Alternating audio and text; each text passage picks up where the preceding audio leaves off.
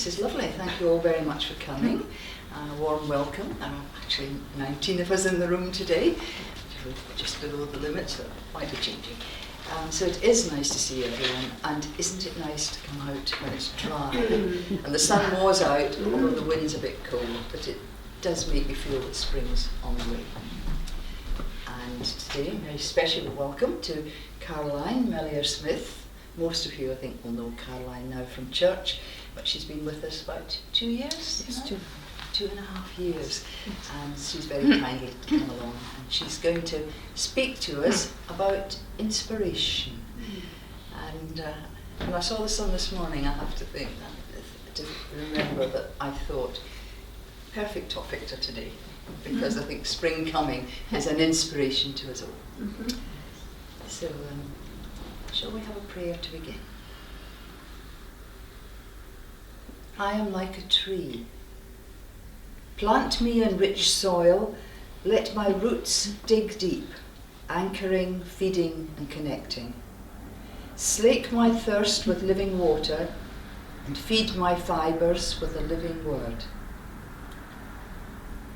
Then, when the storm threatens, I will not fear. When the winds come, I will bend and not break. When hail pounds, I will not bruise. In due season, I will bear fruit. The hungry will be fed, the sorrowful will be comforted, and the poor will be cherished. And no insult or injury will erase the blessing that God has wrought. Amen. Amen. Good morning, ladies and gentlemen. Inspiration. Now, I looked up inspiration in the dictionary, and the Oxford English Dictionary I felt was a little unsure about what inspiration actually was. There were so many words. There was courage, there was motivation, there was the urge to spur on. All sorts of words that meant that somebody could be inspired or get inspiration in certain ways. But the word I liked, and the definition I liked very much, was inspiration in meaning a very short, sharp intake of breath. And that took me to where we sometimes find ourselves, on the edge of that metaphorical diving board. We know we have to go ahead. We're looking down at the water. And we may also have a queue of people behind us. And what we need, what we want always, is for someone, just one person, to be the far side of that swimming pool or that river, just encouraging us, just waving, to give us that motivation to dive in and go perhaps to where we haven't been before. What I'd like to share with you this morning are 3 personalities. 3 personalities in my life who offered me inspiration. Now, this wasn't sudden thunder and lightning. This wasn't the cartoon, light bulb moment. It wasn't any of that.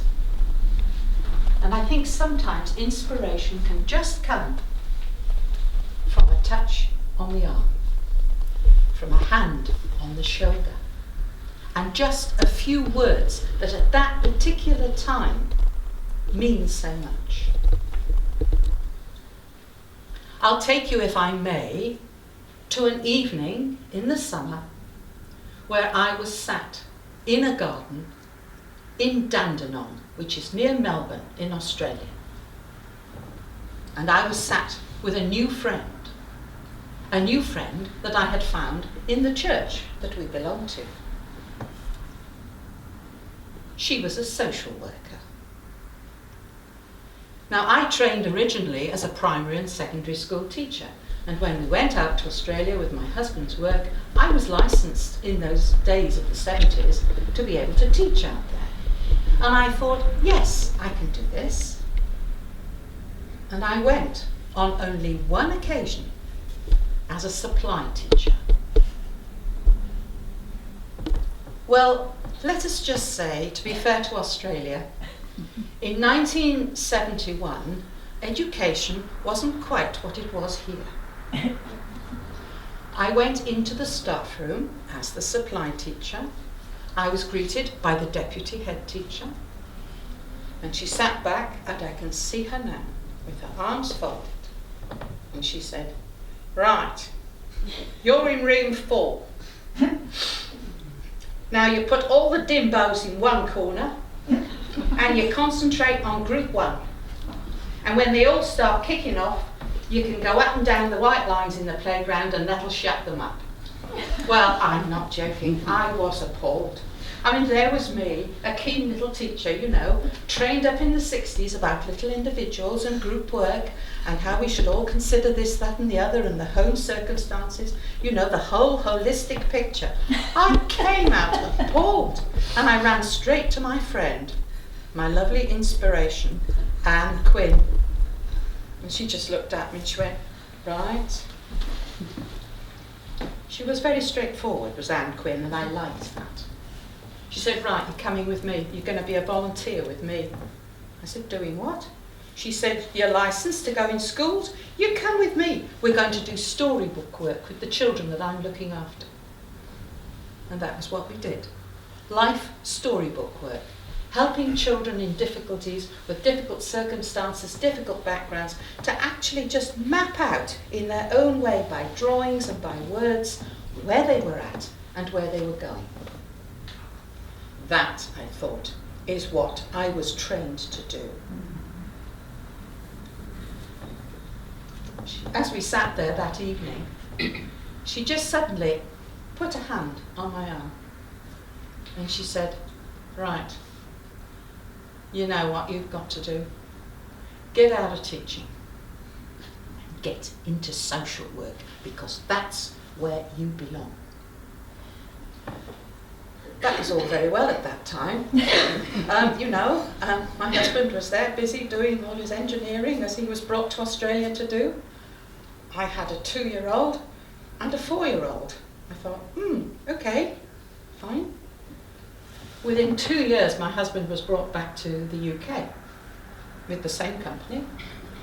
The London office had closed, he was brought over here, we were brought up north, and we came up north, and he was working then in Bolton, and we came to Wilmslow. Well, we came back to Wilmslow with 2 children who, to all intents and purposes, were coming back to a foreign country, because my daughter had been born out there.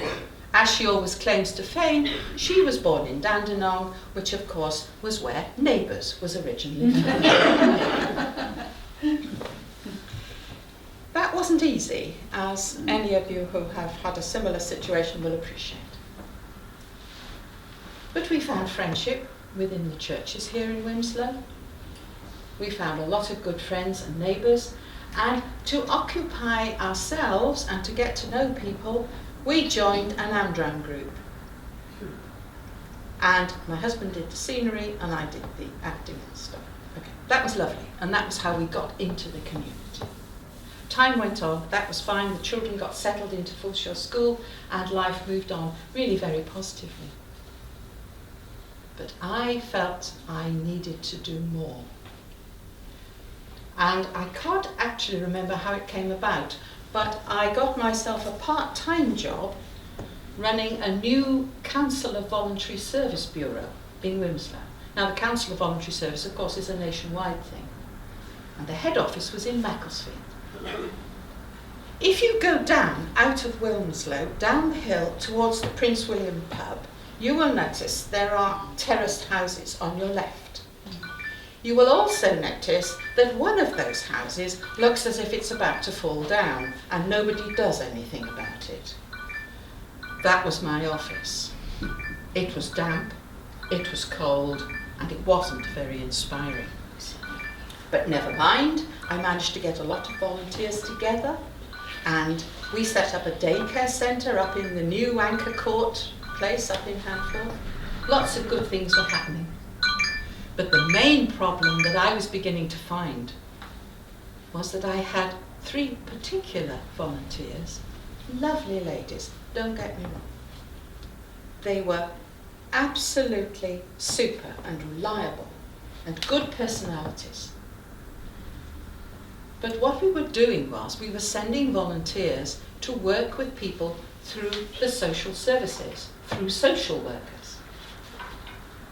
And I was getting complaints from the social workers about these particular volunteers.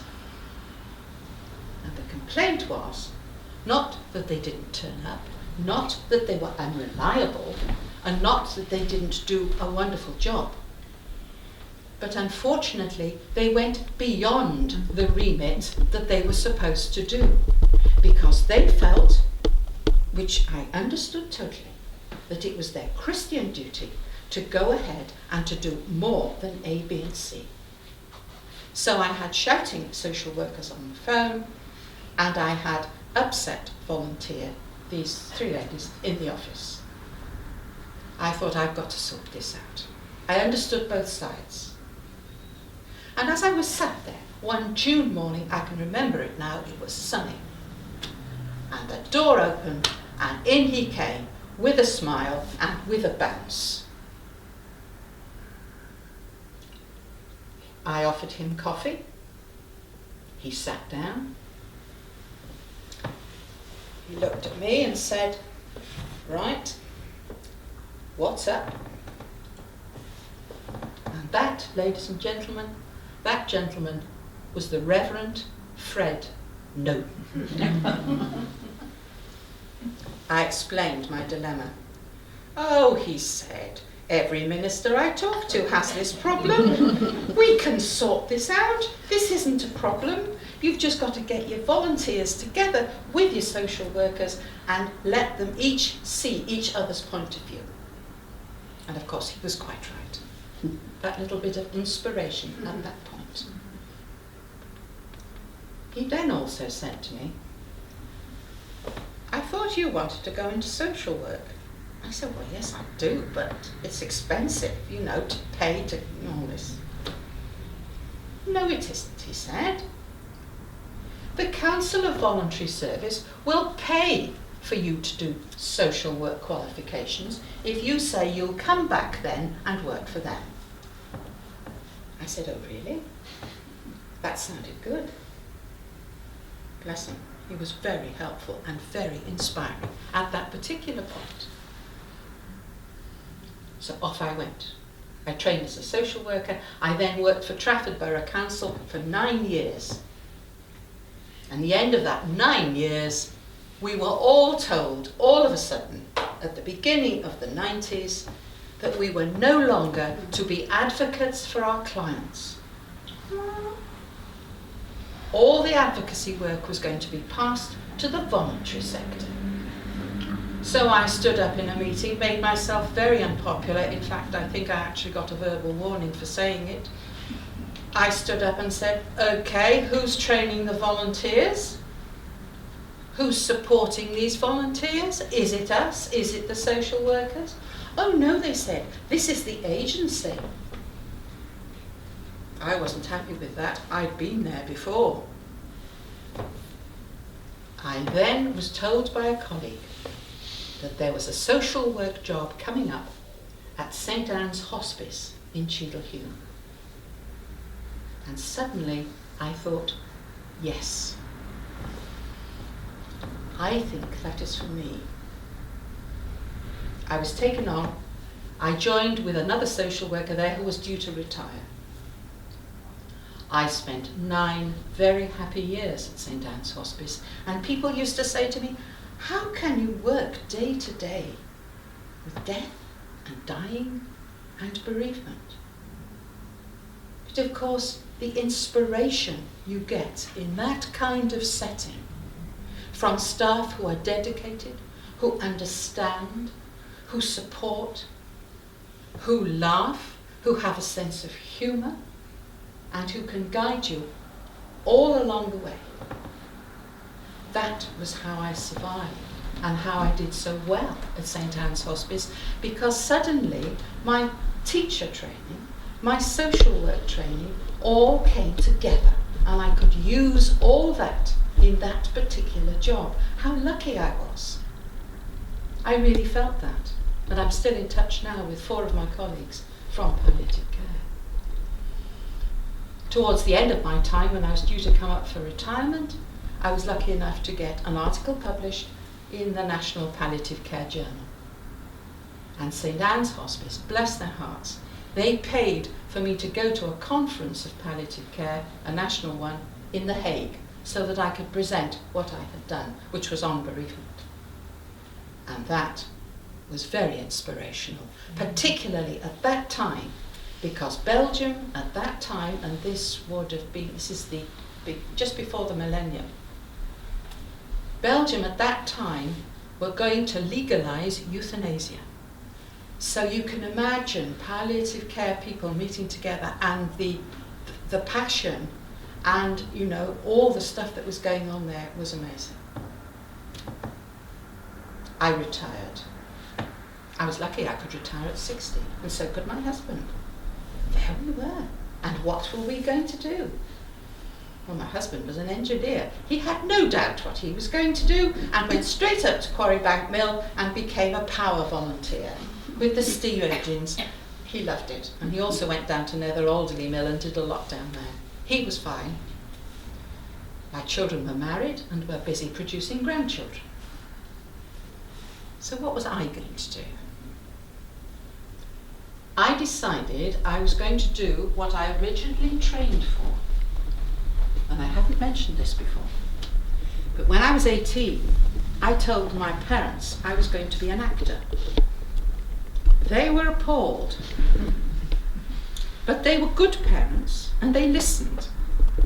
And they tried to look at an imaginative, inspirational kind of way that they could encourage me, A, to stay at school, and B, to kind of get my mind off this ambition. Bless their hearts. So what they did was, they paid for me to do a sandwich course in drama, which had a proper qualification at the end of it, in the Cardiff school where we were living in Cardiff, the Cardiff School of Music and Drama. At the same time as doing my A-levels. I don't know how I did that. I mean, what you do when you're 18. Incredible. Anyway, I got the A-levels, and the only ruling that my parents put on it was that as soon as I'd finished the drama course, I went straight into teacher training. And I agreed to that, and I went to do teacher training in London. How sensible that actually was, looking back on it. In those days, your mother used to say, well, of course, you need something to fall back on. And how right she was. And how glad I was that I never gave up my good jobs as I went on through my journey of life to go and do that. But now I was free. And I came up against another person who offered me inspiration. Now, I had been assessing and enabling people all my life. I wanted someone now to assess and enable me to do what I wanted to do, which was professional acting. I'd done loads of amateur stuff, Amdram, operatics and all the rest of it. And that kept me going through all these stressful jobs. That was my stress buster, to go out of an evening, to detach from the job and to go out and to do that amateur drama stuff. That was good. I wanted to see if I could do it professionally. Now, bear in mind, ladies and gentlemen, I was at this point 60. Now, when you say you're going to start a new career at 60, sometimes your children look at you a little sideways, as my children did. But I said, never mind. I found myself an agent. I did a whole year of film and TV extra work so I could get my equity card. And once I got my equity card, then I could get free careers advice. You should have seen my children's faces when I told them I was going to have careers advice. Careers advice? You've retired. And my daughter said, with a laugh, and this is a family joke I will share with you, and she said to me the one thing I always hated her saying when she was a teenager. She just looked at me and laughed and said, "Oh, Mother, what you like?" So that was what I did. And my next inspiration was Julie Fountain. Now, Julie Fountain is a careers advisor. She's not long retired. A careers advisor for Equity, the Actors Union. I'd got my Equity card, and she said, "Right, I'll give you an hour." That was in the old BBC Oxford Road building, which is now a car park. She gave me 2.5 hours.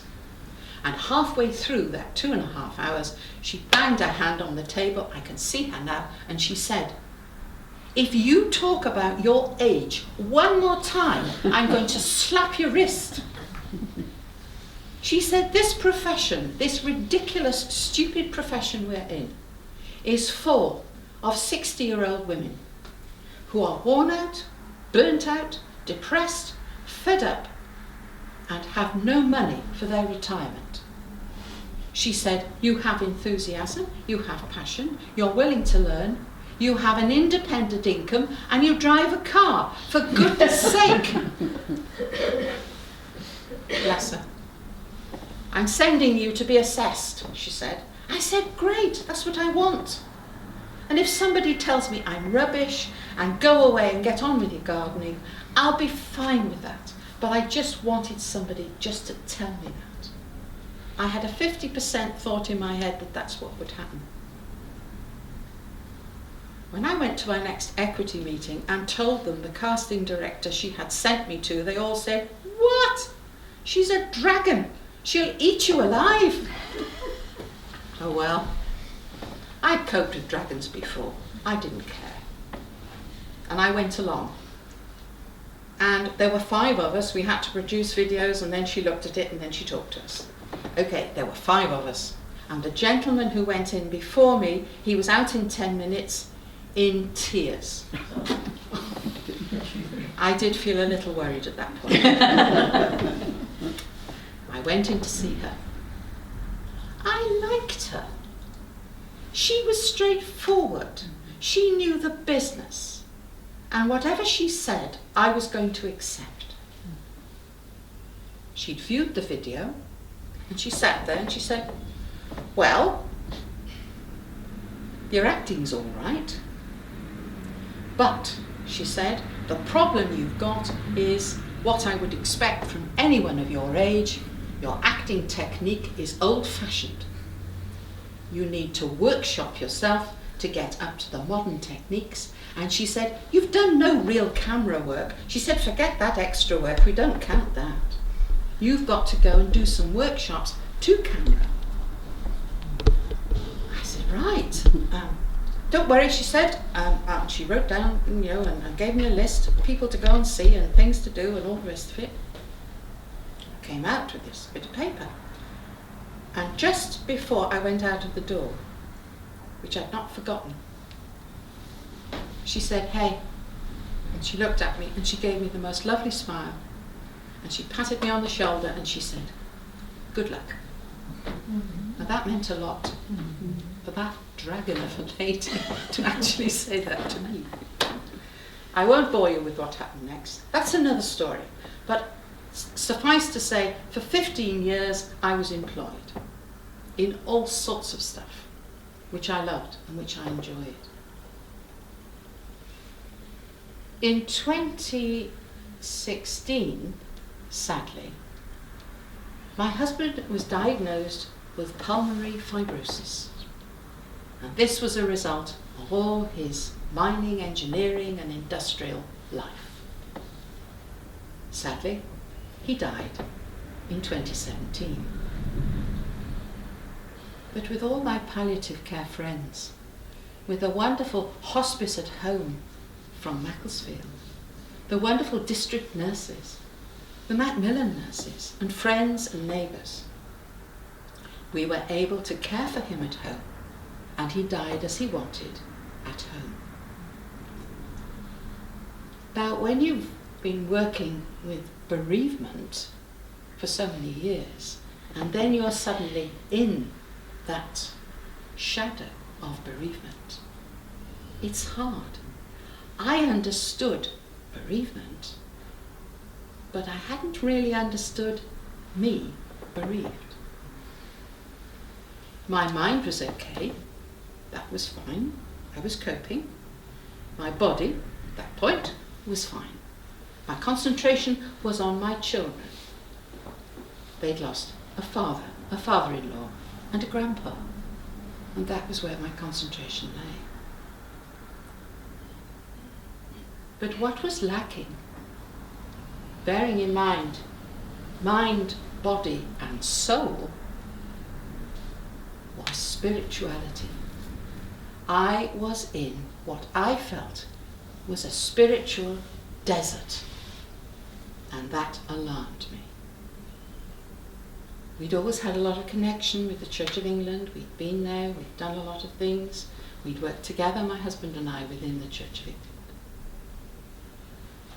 The Church of England at that point, for me, was not filling my spiritual desert.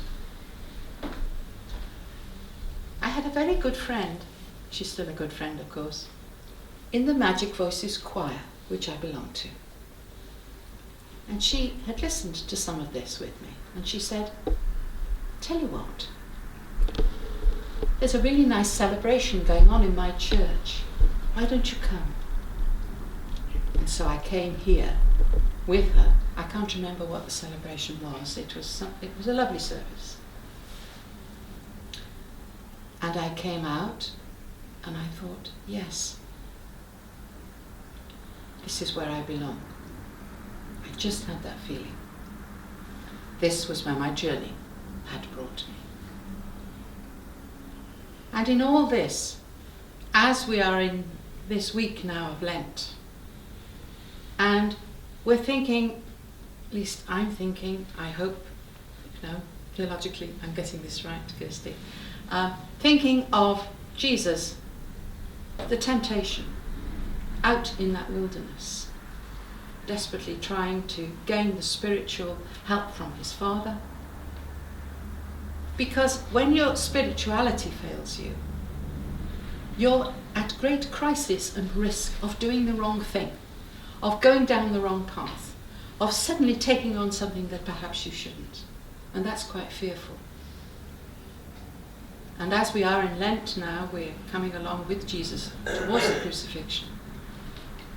And what was he trying to do? And trying to inspire his colleagues, his team, his apostles, to help them to understand where he knew he was destined to go and where they were so fearful for him. Such a task. So, here I am. I did talk to Kirsty about it. And I found friendship and kindness and understanding. And I was helped a tremendous amount. And I have to thank everybody who did. And I am now, as you know, a registered member of the United Reformed Church. On a lighter note, I told my sister, who all her life was really quite high Church of England, incense and lots of candles and all that. Fine, that wasn't my style, but that was hers, and that was lovely.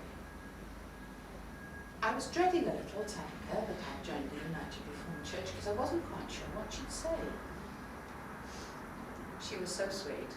She said, Oh, all right, yes, fine. I always thought you should have joined the Salvation Army anyway. That was a relief.